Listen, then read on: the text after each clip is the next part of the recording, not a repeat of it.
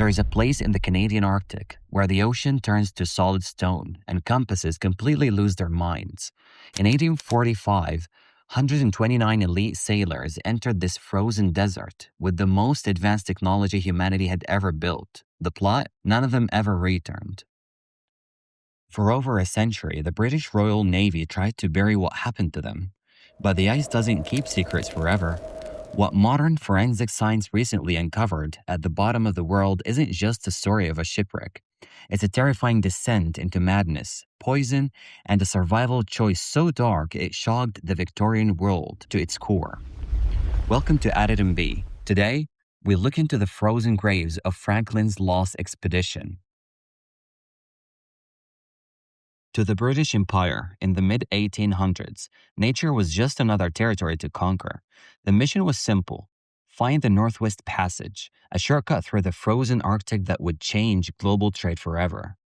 To do this, they built what can only be described as the spaceships of the 19th century, the HMS Erebus and the HMS Terror. These weren't just standard wooden ships.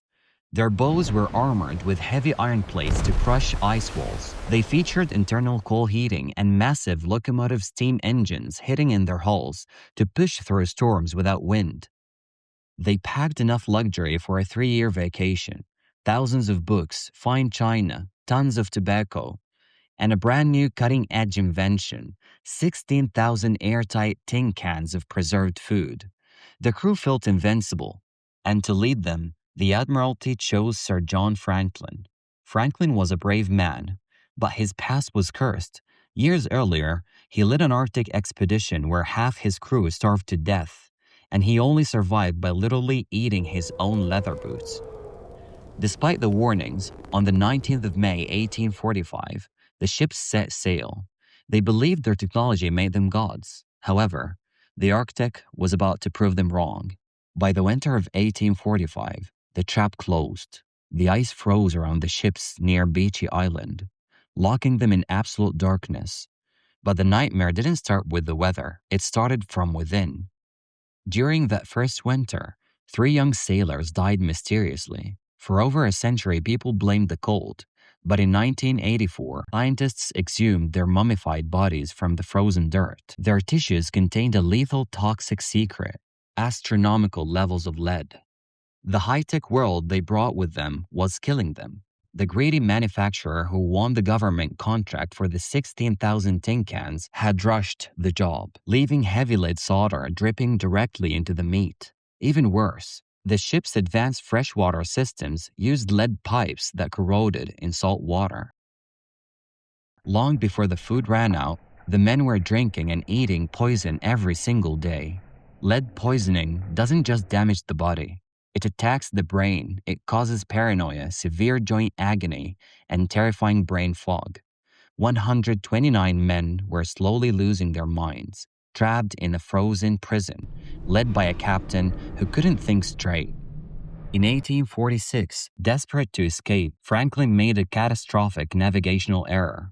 He sailed directly into a geographical funnel west of King William Island, a dead end where massive, crushing ice sheets from the north accumulate and never escape. The ships were paralyzed instantly.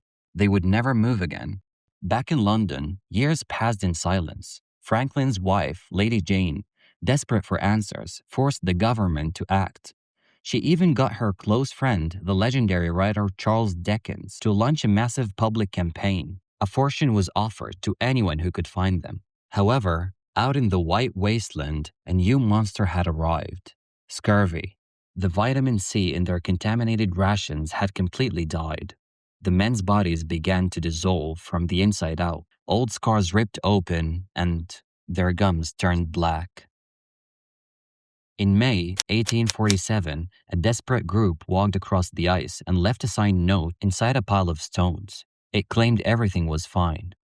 It was a lie. The summer of 1847 simply never came. The Earth was experiencing a historic mini-ice age. The ice stayed frozen through June, July, and August. Then, Sir John Franklin died. The HMS Terror began to crush under the ice, forcing the infected, dying survivors to pile onto the Erebus, transforming the other ship into a floating tomb. April 1848, the remaining 105 survivors, now under Captain Francis Crozier, realized that staying on the ships meant certain death. They abandoned the iron hulls and decided to walk. Their goal was a trading post hundreds of miles away, but to survive the rivers later, they had to drag the ship's massive wooden lunch boats across the ice.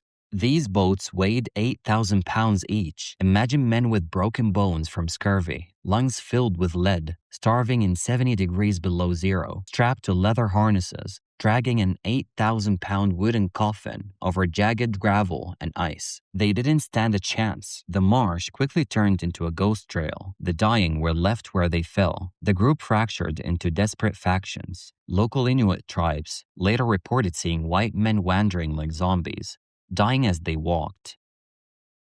In 1854, an explorer met the Inuit who carried silver spoons from the ships. They told him a story that made the British Empire tremble.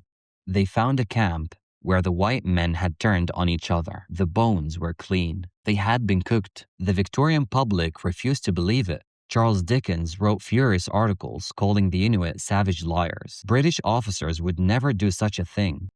The truth was buried for 140 years. Until 1993, modern forensic teams finally found the last camp. Under high-powered microscopes, the bones told the absolute truth. Deep knife gashes were found around the joints. The survivors had cut off the hands and feet of their friends. They had shattered the skulls and drilled into the marrow to survive just one more hour. In the heart of the frozen void, civilization vanished, and only the raw, terrifying instinct to survive remained. By 1851, the final thought went silent. In 2014 and 2016, both the Erebus and Terror were found at the bottom of the ICC, perfectly preserved exactly where the Inuit said they would be. They sit there today, dark monuments to human pride. Nature doesn't care about iron, steam, or empires. Thank you for watching. Step into more dark corners by subscribing to Added MB. Until next time, stay curious.